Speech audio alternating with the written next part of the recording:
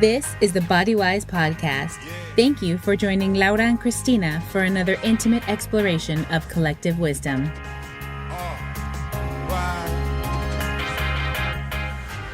Hi, everyone. Welcome back to Body Wise podcast. It's Cristina Kerp, your co-host.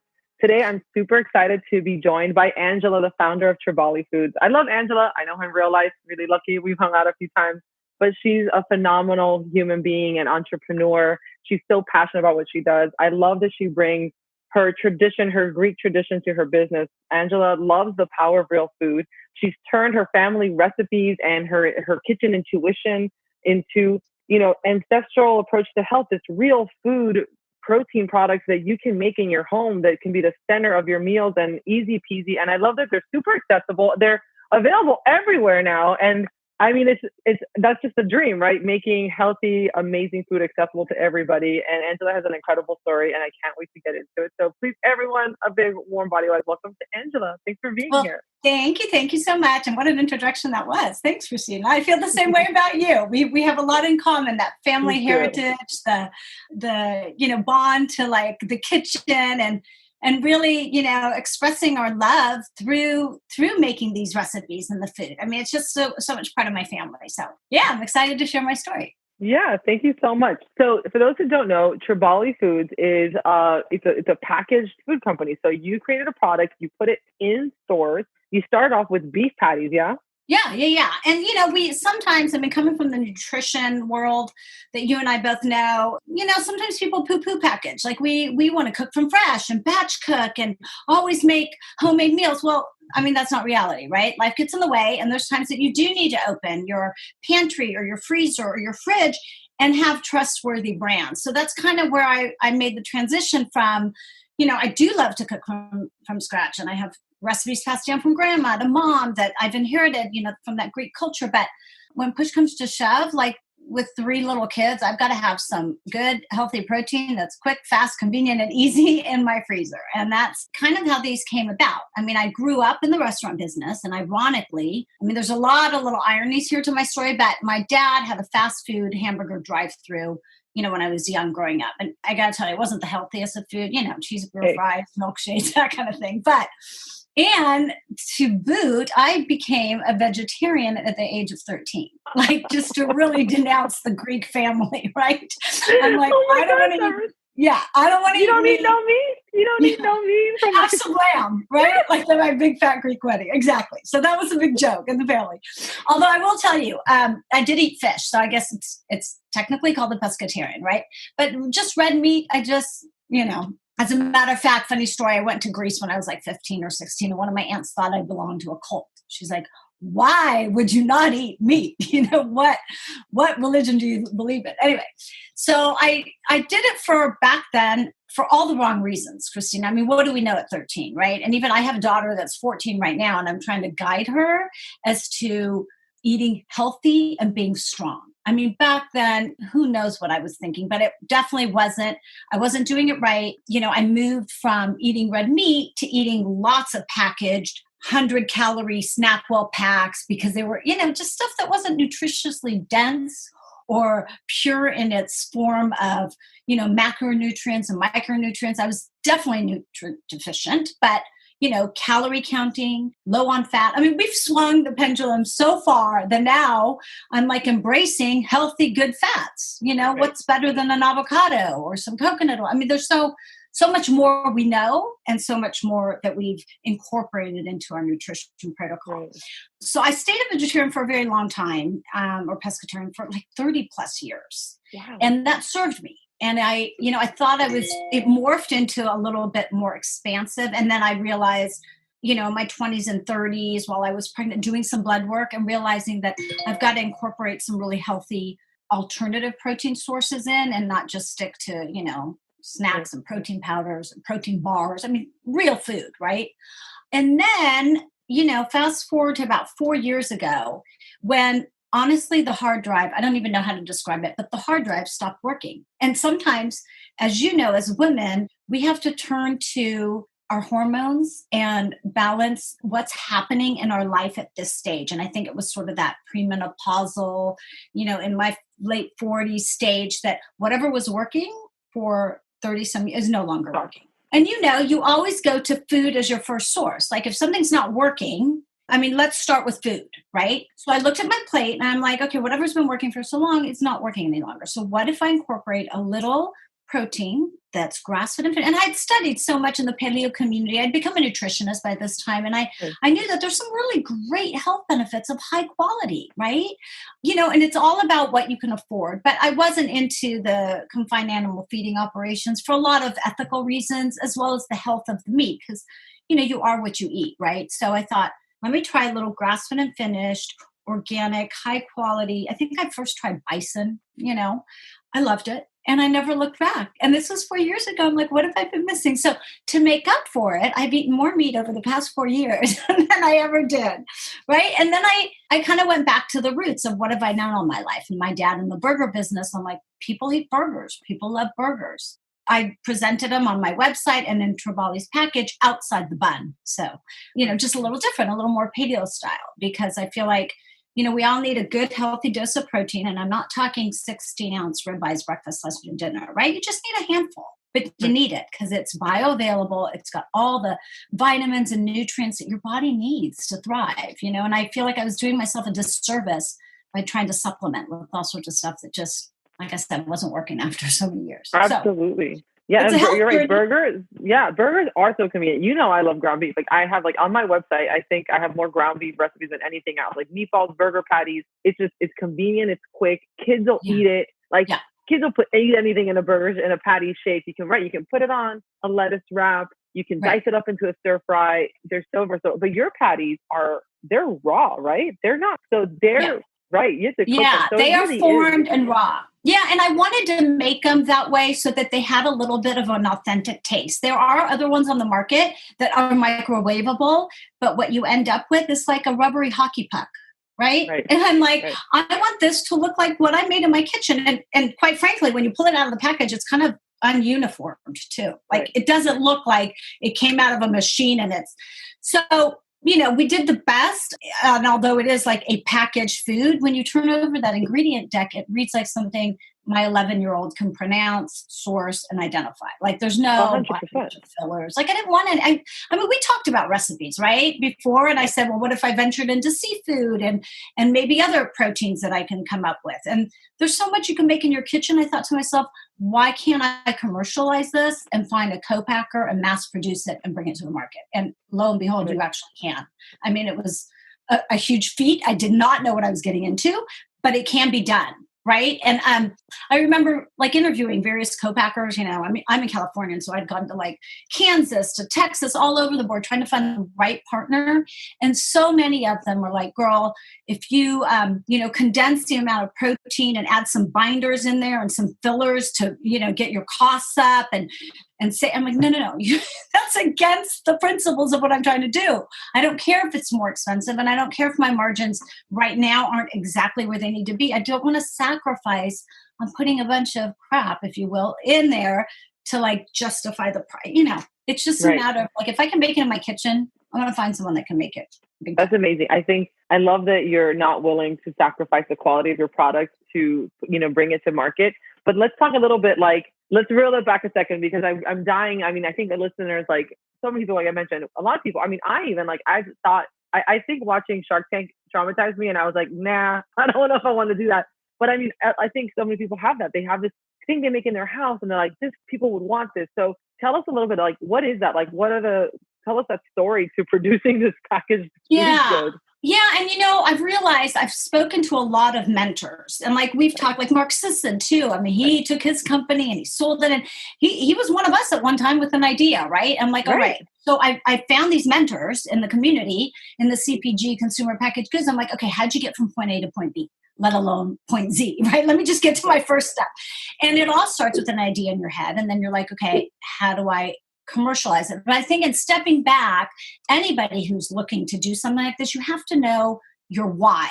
Why are you doing this? What is it about your product or item that's so unique that's going to change something on someone's plate? And not that I set out to produce something, it sort of organically happened. But if you go down the market aisles and you look at the what's been so revolutionized lately, like the protein bar aisle or the bar.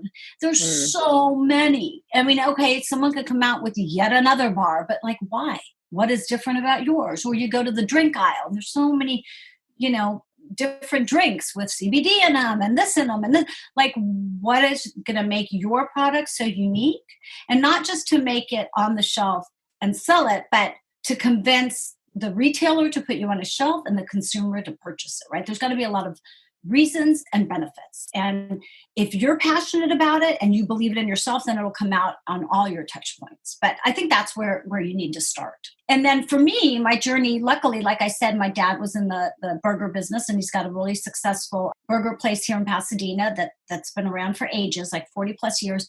And so I went up to Whole Foods, and it was back before Amazon purchased them. And I kind of told them my story. I'm like, and they actually were laughing. They're like, oh, she's the burger girl, from the burger family. So I had a little background, a little history, but it all starts with just approaching where you see yourself. And, I even had designed my boxes, and I would stand in the freezer section, and like, I would hold the box up, and as consumers would walk by, I'm like, would you buy this box? Does this box stand out in the freezer section? They're like, that's a beautiful box, like, just, do you see yourself on that shelf? And who manages that shelf? The meat guys. So I talked to them. They loved the product.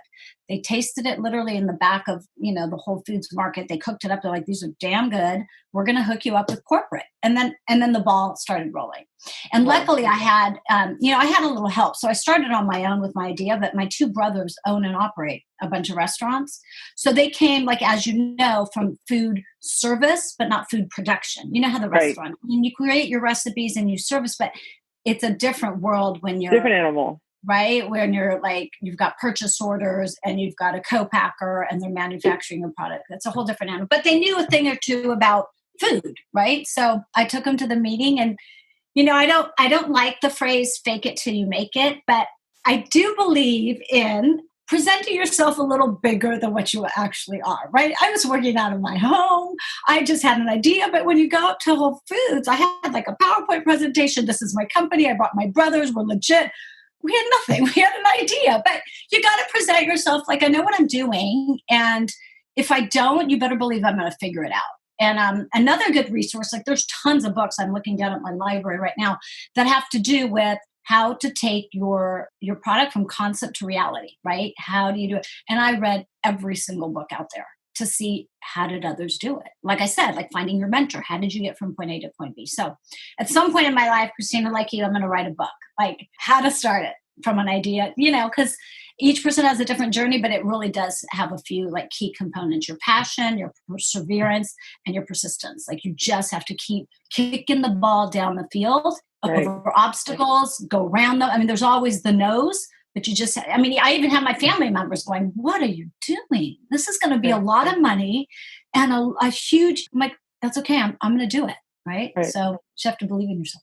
Yeah. I mean, it is a big risk. And I think a lot of people assume that people who are able to put products out are like, oh, it's just like, I just got money to burn. And like, I know it's not the case. It's like, you literally have to scrounge every cent, get loans, get investors. It's a process, and a high risk one. But I know that you've been working nonstop and making personal sacrifices to push this business forward. Yeah. And luckily to this point, we've been like in business almost 3 years, and I haven't taken any outside money. I've done loans. And actually, when we hung out in DC, I had flown out there with the Congresswoman. She wanted to make the temporary SBA loan program that was given to small women, minority-owned businesswomen, a permanent governmental program. So she chose me as her spokesperson. So I got a chance to speak at Capitol Hill on how the money that SBA gave me has propelled my business, and I've become a national brand. So it was a cute success story. And I think I made a difference to like, when for money, other women-owned businesses, for other women, like if you believe in your product, and SBA helped so much. So that's kind of how we started, and I've been on that track since. I haven't taken outside money yet, but I think this might be the year that we bring in a few investors, because you need to, right? It gets bigger than you, and it gets big. And you are national, so I mean, Whole Foods, Targets. We're in some super Targets. We're in Walmart, some select about 500 Walmarts. exciting new things coming down the pipeline, if I could give a sneak peek. And I think we talked about this a little bit. Like, okay, like where do you go after burgers? Okay, how many more burgers can I produce, right? We did a few little breakfast sliders, but I kind of talked to the community. We've got a bunch of followers and I like engaging with them. Like, what would make your life easier? Like, what would you love to see from a trustworthy brand in your freezer? And a lot of people said, further prepared meals. Like, just give me a good meal that's clean deck, ingredient deck, that I trust, that I could just heat up, in a little pouch, or the microwave, and just be done. Like within 2 minutes, I've got a meal. So we came up with these great sous vide like chicken pieces that have all sorts of different sauces on them, from like lemongrass to curry to chipotle to mojo. I mean, lots of different sauces, and we're fine tuning exactly which ones we want to come out with. But so that's kind of, we're venturing into a little bit more of the prepared meals. And like I said, I think people want easy, convenient, and quick. Yeah. I mean, I know I find myself sometimes and I love to cook, but I get tired, and I find myself and I know that I work from home and I love to cook and I know how to cook quickly, but there's so many people out there that don't have those things. They're coming in at 7:00 at night. They have, the kids are hungry, they're tired, and they just need food ready. Yeah. So to have Very options true. like that. And as a nutritionist, a lot of the things, I mean, when I did do a little consulting one-on-one with clients, a lot of people would say, Angela, I know what to do. I just don't have the time. And I don't know how. Like, I know what I should eat, but I just don't have the time and I don't know how. So like the biggest thing I tell people is, when you are in that bind, like, I don't have a lot of time, what can I grab that's quick and easy? Always, always look at your ingredient deck. Because at the end of the day, it comes down to, what are you putting in your system, even during those quick moments that you don't have time to food prep. Like, we're trying to reduce inflammation. We're trying to extend our lifespan. We're trying to get the most high nutrient dense food in us to thrive, to fuel our activities. But if you're turning that package around and it's got a long list of ingredients, you're almost doing yourself a disservice. Then, so that's kind of where I stand on that, and how we're trying to produce cleaner. I think that's what's needed. I think that it's not about shunning the packaged goods, but let's have better options out there, because you're right. We live in a society that go, go, go. But people, I'm that person that I will read the ingredient, but I wish there were more options. And that's what you're giving people, which I really like, because the fact that they're available at Super Walmarts, at Targets, you don't just, you don't have to go to a specialty grocery store to get them. That's incredible. That's awesome. And I think that's why we partnered with Walmart. I mean, I got to tell you, kudos to them they have one door that's called the sort of Better For You freezer door. And ironically, they're expanding that one to another 6 stores in 2020. But we sit in there with Siete, Bonafide, Primal Kitchen. I mean, all the Better For You brands. So, I'm shout out to those brands too, for we're all in this together, trying to make a difference in a better for you way. So for sure. I mean, and I was just thinking, you can get a Siete tortilla, a TRIBALÍ burger, a Primal Kitchen sauce, and throw it together. Wow, a little lettuce. Dinner. Yeah. There you go. And I know a lot of people, sometimes they think when you get into larger stores, it's like, oh, are you selling out? But I'm like, no, you're making it available for people. You get to a lower price point for the customer, so they can, more people can afford quality food, because it shouldn't just be for people who have higher income. I think that's such a major, the food politics part, where making the food accessible to everybody is important. Right. And, there's a lot of food deserts out there, Cristina, that I didn't even know about. I have literally a Whole Foods to my right, 3 minutes from my house, and to my left, 4 minutes from. There are places in Middle America that their only choice is a Walmart, and it's an hour away. So, the fact that they don't have the conveniences, and then this whole thing that's happening with our life right now, with this whole COVID thing that's going on, it's just making accessibility so much more prominent for people that can't, right? I mean, it's harder, but I have seen, especially in the freezer section, just unprecedented sales and velocities over the past 5 months. And I think it'll continue, because I think Well, first off, we've gotten more eyeballs on our product than we may otherwise have not gotten had it not been for this crisis happening.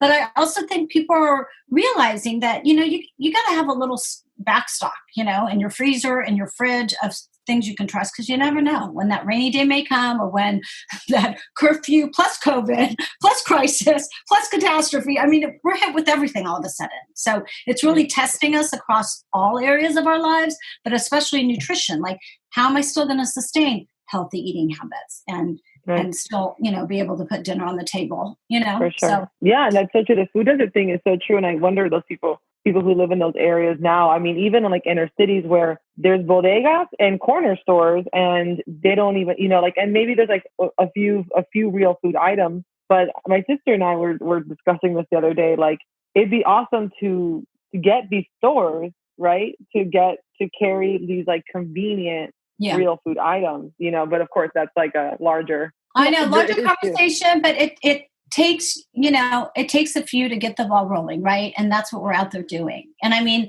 like I always tell my kids, like, I want to leave a legacy behind that I actually made a difference on people's plates and therefore on the way they live their lives, because like we said, it all kind of starts with food. If you're nourishing your body the right way, then you're able to thrive and live life at a more, at your best potential. 100%.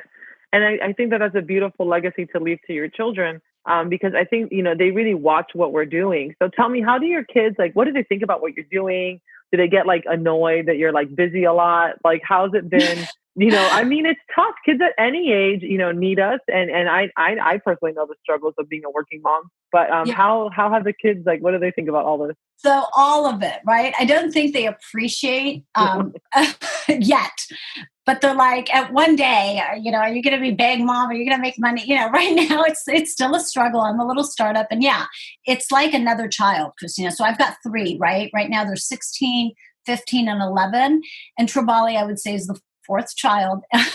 It's my baby, and it takes me away. But luckily I have learned, and I learned sort of the hard way too, right? I didn't have it all figured out, but I learned to balance it. And, I feel like what I've learned through some errors is, like, when I'm on, I got to be on as a mom, like undivided attention, phone down, look you in the eyes. I'm here. What do you need? Right. But when I'm off and they're, I've got time to focus on, then I focus 120%, so that when they need me, I can seriously shut it down and shut it off. Because there was a time where the lines started blurring, and unfortunately there was no on and off. There was no personal life. It was all work, work, work, work, work. And maybe, sometimes people say that's kind of what you have to do to get this off the ground, up and running. And maybe that's what it took. But I feel like I couldn't sustain that any longer, nor was it fair to my family and my kids. So I feel right now there's been a good balance reached, and they are proud of mom. They love it. My kids are so into Instagram, right? So when they see that I have so many followers, I think that's such a cool thing, which I'm like, whatever. I don't think that resonates into like direct sales. I got to look at my sales numbers more than my Instagram followers. But they love that whole aspect of like mom's on Instagram and her company. And they like, it's cute too. I took them to one of the farmers that we buy our meat from, and we got to like take some pictures. We took a photographer, took some pictures on the farm with the cows, what have you. And Whole Foods has them hanging in their stores. So when the kids go shopping with me, sometimes they'll look up and there's their faces and they get all embarrassed. Like, Mom, when are they going to take this down? Oh, that's amazing though. We're a local producer. We've got to, I'm all about market the message, but my kids are really covering their faces. But anyway, it's cute. It's all cute. That's awesome though. That, you went to go visit like the farm, and not only like on a business level, but the fact that also your kids are meeting like the farmer and like getting to know like the animals where their food's coming from. I think that that's a wonderful experience. Yeah. And I'm hoping everything I'm doing, they'll sort of absorb by osmosis, because I tell you, when I try to preach it, well, you know how it is. When you try to preach it to them, they almost like blank you out. It's like whatever mom says, I'm actually going to do the exact opposite. Maybe it's just my kids, but I figure the less I say and the more I lead by example, the more they absorb and appreciate and respect. So sometimes I don't even want to tell them what to order or what to purchase or what to eat or what to consume. Just like, here's what I'm eating. here's why, here's how this one may be better for you than this option. And always I always educate them on, let's turn it over and see how many ingredients are in here and what this is going to do to you. I mean, I let them make their choices. And then after, if they've got a little tummy ache and they're sitting on the couch and wondering why, I'm here to explain. But there's definitely a correlation between, their kids. I'm definitely going to let them have their pizza and ice cream and burgers and whatever. I'm not on top of them all the time. I definitely, when I cook at home, it's from scratch, like you, Cristina. It's like homemade Greek meals or even non-Greek. I mean, they're just really from scratch, and they love that. But yet again, they're kids, so they're out there eating whatever. Right. So I have a question. What are your favorite TRIBALÍ flavors? What are the kids? What are the family favorites? It's so funny, Cristina. So I have 4 patties and 2 breakfast sliders. And do you believe that each one of us has our favorite, different, right? So one of the kids, my daughter loves the Chipotle chicken. My oldest son loves the Mediterranean. My youngest son loves the umami, and I'm the turkey. I love the Thai turkey. But I will tell you, when they were back in school, I remember they'd come home, 3:00, whatever. I'd pick them up after sports, 5. And as a snack, my daughter would look at me and I'd say, Mom, can I have the Chipotle chicken with sliced avocado on top? I mean, you and I both know, damn, healthy protein and healthy fat. That's it. There's no Doritos, Oreos, and for a snack. First of all, I don't buy them in the house, but that's her snack of choice. So I feel like that's such a win-win for mom and win for my daughter, because that's what she's asking for. So they each like them. I will tell you, they love them as burgers. I'm not going to outside the bun for them, but they like them on a brioche bun with Gruyere cheese. So we kind of fancy it up because we're from the burger world, right? We'll stick some sliced bacon and avocado on it and make it this decadent, gourmet burger. Jack loves the chicken apple sausages. So Jack, the breakfast sliders, they're so good, and that's something that he will ask for, and he will smash the whole box. I'm baby, you're supposed to share them with me, and he'll eat them all. He loves them. So the kids, leading by example, I love that. I think it's incredibly important. Tell me a little bit, what's next? So you've got the business off the ground. You've been growing slowly. You mentioned maybe investors this year, the new products. How does, at what point, at what point is what's the main goal with this? What's next for TRIBALÍ? What's next year? What do you see yourself in another year or two? Is this hustle forever, or is it a goal to? No, those are all good questions. And I'll tell you, someone early on, really early on, asked me, are you planning on selling it, or are you going to keep this to pass it on to your kids? And I was taken aback. I don't know. I haven't even thought about that yet. I'm just starting, I don't know. But now, having had it for a couple of years and where I want to see it and what I want to do with it, if I can make it to be in different aisles of the market, right? I'd love to be, of course, in the freezer section with our patties, with further prepared meals. We're also down the pipeline looking at some shelf-stable soups, right? Ooh. So that's a different section of the market. Maybe we would even get in maybe some sort of snack somewhere. There's different areas of the market that you can sit on the shelf. And there's a lot that goes into determining, is your room? How do you differentiate yourself? What's your why? All that kind of stuff. But there's definitely more shelf space of where we could go sit. So that's kind of where I see in the next 5 years. When you do bring in investors and people to propel the brand even further, although we're in a lot of retailers, I think we're about into 1,500 now, there's so many more to be had, right? There's the Costco's of the world and the conventional and the natural grocers. There's still more places, and we have to infiltrate back east. So there's still a lot of growth to be had. But once you bring in some top guns, that's when you get into sort of the bigger playing field, and you get looked at by possibly a bigger conglomerate. And I tell you, just kind of like Mark Sisson, the way he sold to Kraft, there's a reason why these bigger companies are buying smaller brands that have a following and have a voice and have a community. It's because they don't have the R&D to pivot and switch and come up with these kind of things that us little guys are doing. So once you get to a certain level, they look at you, and if your sales and your margins are strong, they look at you to be purchased. And although many people in the consumer world think like, oh God, as soon as you're purchased, you dilute your message and your ingredients and you become one of them. Actually, you don't. It's surprising. If you look at like Epic, they sold, or Primal Kitchen, I mean, you don't. You're changing them. They are not changing you. And honestly, that's what I'd love to do. I want to change them, or whoever may be interested in this one day, to change, bringing this to more markets and the masses than them coming in and saying, all right, now we bought you and we're just going to stick all our, vegetables and oils and binders and fillers in the product and make you a commodity like our other stuff. So I think the change has to start from our level. And if you work hard and slowly over years, you get to that velocity and scale, then you're appealing to some bigger guy. And that's really the dream. That's the hope. I love that you said that, because I was actually I like to do a lot of research when these brands, kind of are absorbed by bigger ones. And especially because you are a grass-fed beef, like pastured beef or free-range chicken, like type of product, that's important, because like what happened with Epic, when General Mills bought them, is that now they have all this General Mills money to buy more grass-fed beef and bison, and they're still buying. Granted, there's not like enough bison, like free-range bison. So like there's other things like these small farms, but essentially they are buying. Like I know that they still buy bison from a farm where the bison are killed with by an arrow, like from across the field, where in the same thing. So I how much buying power that is, how many dollars that is to go fund pastured farms, small farmers. I think that's. You're right, and they're spearheading the whole regenerative agriculture movement and sustainability, which, like I said, I mean, it starts from the ground up. Yeah, I mean, you change them. I love that. It's not going to come from government. It's not going to come from these big companies. It's going to come from us who believe in the cause. So I totally agree with you 100%.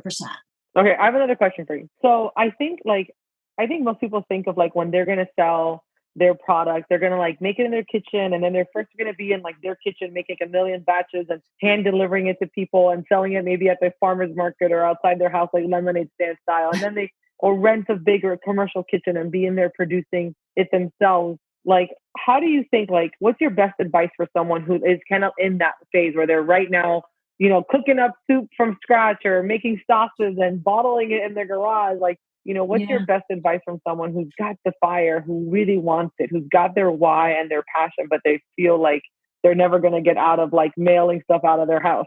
Yeah. I mean, and that is a tricky transition, but that did not happen with us, Cristina. And just to backtrack, I know, because you got your the Whole Foods, right? Right. Well, not only that, but our product had to be manufactured in a USDA approved facility. Right. This is raw meat. I cannot be making raw meat in my kitchen and selling it to the public. True. Right. There's too many regulatory, like FDA and USDA regulations and paperwork. I mean, tons of paperwork that you have to adhere to. But let's just say a granola. I have a good girlfriend that's doing granola, and she was making a batch making it in her kitchen, and then she did rent out a community kitchen, if you will. And there's all sorts, of resources online where you can find a community where you rent space. You go in and you rent it from 6 to 9 on a Tuesday night, and then you clean up and the next person comes the next day, right?